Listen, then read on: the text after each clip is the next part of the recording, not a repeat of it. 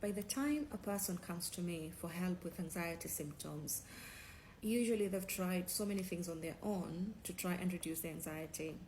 And these things can be healthy or unhealthy. They can be things that they're aware they're doing to reduce their anxiety. They can be things that they're not even aware they're doing, but they're helping them reduce their anxiety. And so when you're assessing a person with anxiety disorders, this is a very important aspect. Because take, for example, if somebody comes to me 2 years after they started having anxiety symptoms, but at the beginning of those last 2 years, they were exercising well. And when they went when they went for a run or when they went to the gym, the anxiety symptoms reduced. So they had healthy mechanisms to try and manage the anxiety. They were able to sleep well. But then over time, these things were not working. These resources were not helping them cope with the anxiety. So you want to understand what might have changed such that because those things were not working, the anxieties became worse. If they were doing unhealthy as well, you want to assess what might have changed. Because the reason they're coming to you usually, or the reason they're coming to me, is because whatever they were doing is no longer working. And now the severity of the anxiety has increased. It's affecting the way that they do their day-to-day activities, affecting how they perform in their functional roles, whether it's at work, at school, at home. And so they need help because now they can't function.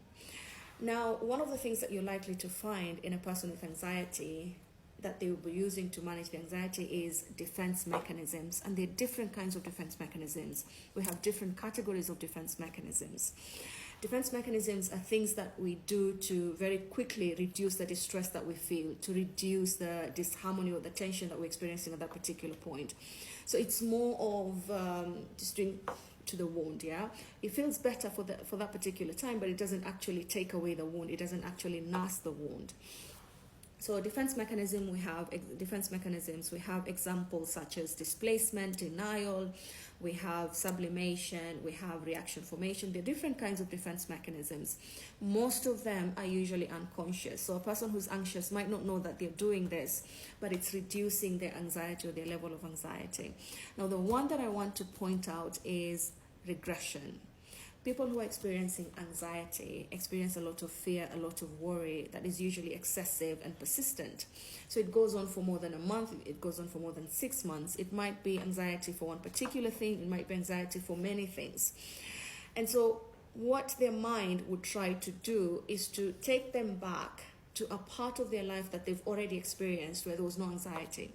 So it goes back to the past, and it tries to bring back activities that they did where they felt safe, where they felt comfortable, where they felt very familiar. They knew what to expect, what feelings to get out of it. And so a person with anxiety is probably going to eat the same food because they want to get the same experience. So they're going to regress backwards. They're going to go back to their past and find activities, situations, things to watch, things to read that are going to recreate the same feeling that they had in their past, where they were safe, where it was easy, where it was not complicated, where there was no tension, there was no disharmony or distress. And so a person who's anxious is, if for example it's an adult, they're going to perhaps rewatch the same series that they watched when they felt safe in their lives.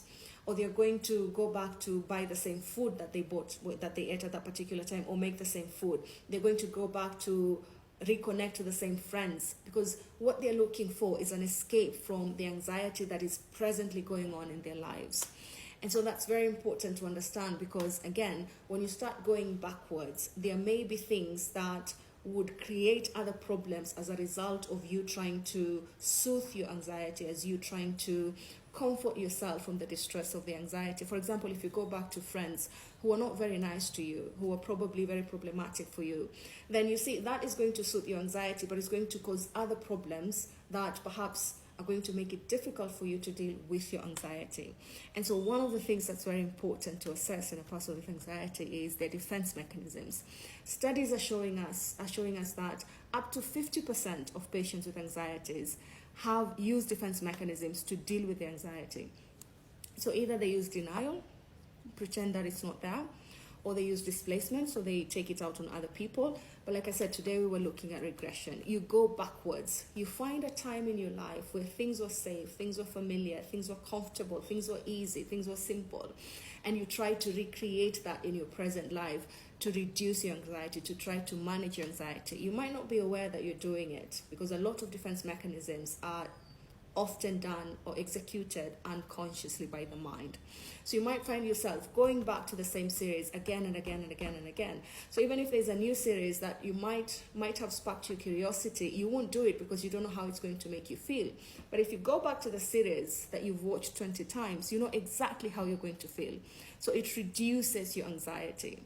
So you want to try and assess yourself if you're experiencing anxiety. What defense mechanisms are you using? Might you be using regression?